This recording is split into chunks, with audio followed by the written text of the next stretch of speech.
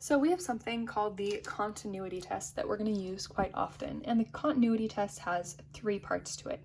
We need to answer 3 questions. The first one is, does f of c exist? So like when we're being asked to find if something is continuous at a point, we want to know, like if I plug in that x value, do I get an answer? That's the first part. Does it have an answer at that x value? The second part is, does the limit as x approaches c of my function exist? So like as I come at that x value from the right and the left, do they go to the same point? So that's the second question. And the last question is, do those 2 answers from above equal the same thing? Are my answer and the limit the same? If my answer and the limit are the same, then it's continuous. So we're going to do that in example 1. It says, determine whether the following functions are continuous at the given x value. Justify your answer using the continuity test. So that's what I was just talking about. If there is a discontinuity, identify the type. So we're going to have to say what type of discontinuity it is as well. So here is our equation, and I want to know, is it continuous at x equals 2? So the first thing I want to do is just go, okay, plug into 2. Try to find if I can get an answer here. So 2 times 2 squared minus 3 times 2 minus 1. If I simplify all of that, 4, 8 minus 6 gives me a 2, minus 1 is 1. Okay, so I just found my answer there. It equals 1. So the first part of the continuity test is done. We have an answer.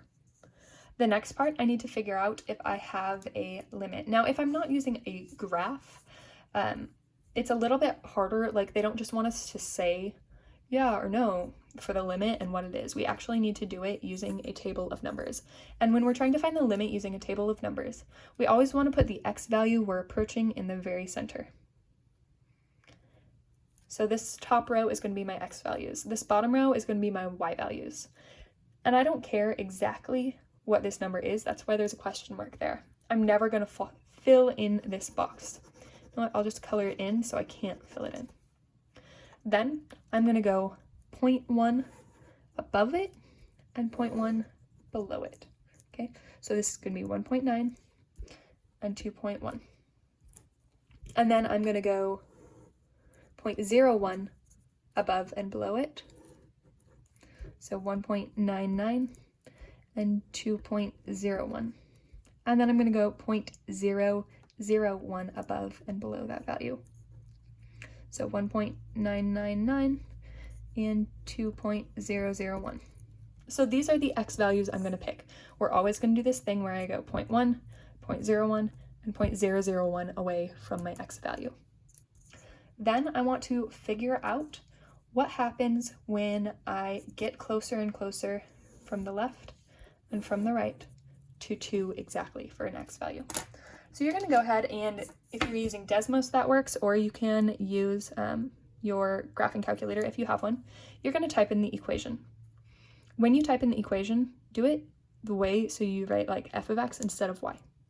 Because then down here in this next portion, you can just say, okay, I want to know f of 1.9, and it gives me the answer of 0.52. And then I can go 1.99, and it gives me 0.9502.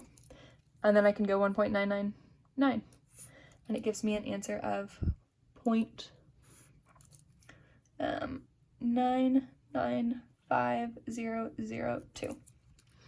So that's what happens when I get closer and closer and closer to 2 from the left-hand side. Notice this number is getting bigger, just slightly. Then I'm going to do the same thing, but from the other side. So I'm going to, instead of having a 1.9 here, I'm going to start with a 2.1, giving me a 1.52.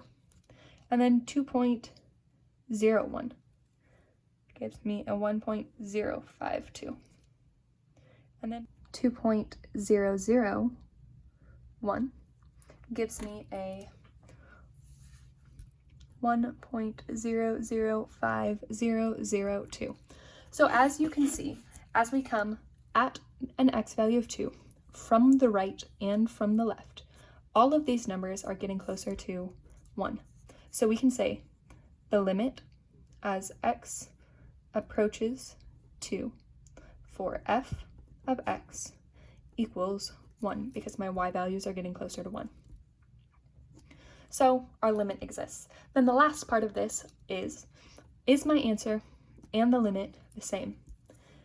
And my answer is 1, my limit is 1, so they are the same. So that tells me that this is continuous at x equals 2.